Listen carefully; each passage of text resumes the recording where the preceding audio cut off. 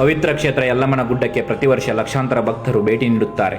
ಆದರೆ ಯಲ್ಲಮ್ಮ ತಾಯಿ ಯಾರು? ಜೋಗುಳ ಬಾವಿಯ ರಹಸ್ಯ ಏನು? ಇಲ್ಲಿ ಭಕ್ತರು ಬೇವಿನ ಸೊಪ್ಪಿನಿಂದ ಹುಟ್ಟಗಿ ಯಾಕೆ ಹೂಡುತ್ತಾರೆ? ಬನ್ನಿ ಇದರ ಹಿಂದಿರುವ ಇತಿಹಾಸ ಮತ್ತು ನಂಬಿಕೆಯನ್ನು ತಿಳಿಯೋಣ. ಬೆಳಗಾವಿ ಜಿಲ್ಲೆಯ ಸವದತ್ತಿ ಪಟ್ಟಣದ ಈ ಪವಿತ್ರ ಕ್ಷೇತ್ರವೇ ಶ್ರೀ ರೇಣುಕಾ ಯಲ್ಲಮ್ಮ ದೇವಸ್ಥಾನ. ಪತಿಯಾದ ಜಮದಗ್ನಿಯ ಶಾಪದಿಂದ ರೇಣುಕಾದೇವಿ ಚರ್ಮ ರೋಗವನ್ನು ಹೊತ್ತುಕೊಂಡು ಆಶ್ರಮವನ್ನು ತೊರೆದು ಕಾಡಿನಲ್ಲಿ ಅಲೆದಾಡುತ್ತಿರುತ್ತಾರೆ.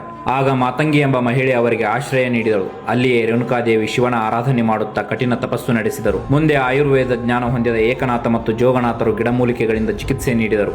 ನಂತರ 7 ಕೊಳ್ಳದಿಂದ ಹರಿದು ಬರುವ ಜೋಗುಳ ಬಾವಿಯ ಪವಿತ್ರ ನೀರಿನಲ್ಲಿ ಸ್ನಾನ ಮಾಡಿದಾಗ ಅವರ ದೇಹದ ಕಾಯಿಲೆ ನಿವಾರಣೆಯಾಗುತ್ತೆ. ಅದಕ್ಕಾಗಿಯೇ ಇಂದಿಗೂ ಸಾವಿರಾರು ಭಕ್ತರು ಜೋಗುಳ ಬಾವಿಯಲ್ಲಿ ಸ್ನಾನ ಮಾಡಿ ಬೇವಿನ ಸೊಪ್ಪಿನಿಂದ ಹುಟಗಿ ಆಚರಣೆ ಮಾಡುತ್ತಾರೆ. ಇದು ಕೇವಲ ಒಂದು ಸಂಪ್ರದಾಯವಲ್ಲ, ಕಷ್ಟಗಳು ದೂರವಾಗಿ ಹೊಸ ಬದುಕು ಆರಂಭವಾಗಲಿ ಎನ್ನುವ ಭಕ್ತಿಯ ಸಂಕೇತವಾಗಿದೆ. ಜೋಗುಳ ಬಾವಿಯ ಸಮೀಪದಲ್ಲೇ ರೇಣುಕಾದೇವಿಯ ಅತ್ತೆಯಾದ ಸತ್ಯವತಿ ದೇವಸ್ಥಾನವೂ ಇದೆ. ನಂಬಿಕೆಯ ಪ್ರಕಾರ ಇಲ್ಲಿ ಭಕ್ತಿಯಿಂದ ಪ್ರಾರ್ಥನೆ ಮಾಡಿದರೆ ಸಂತಾನ ಭಾಗ್ಯ ದೊರೆಯುತ್ತದೆ ಎಂಬ ಅಪಾರ ನಂಬಿಕೆ ಭಕ್ತರದ್ದು.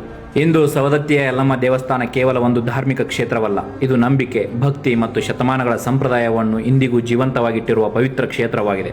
ಆದರೆ ದುರಾದೃಷ್ಟವೆಂದರೆ ಪ್ರತಿ ವರ್ಷ ಲಕ್ಷಾಂತರ ಭಕ್ತರು ಭೇಟಿ ನೀಡುವ ಈ ಪವಿತ್ರ ಕ್ಷೇತ್ರದಲ್ಲಿ ಸ್ವಚ್ಛತೆಗೆ ಇನ್ನಷ್ಟು ಆದ್ಯತೆ ನೀಡಬೇಕಾದ ಅಗತ್ಯವಿದೆ.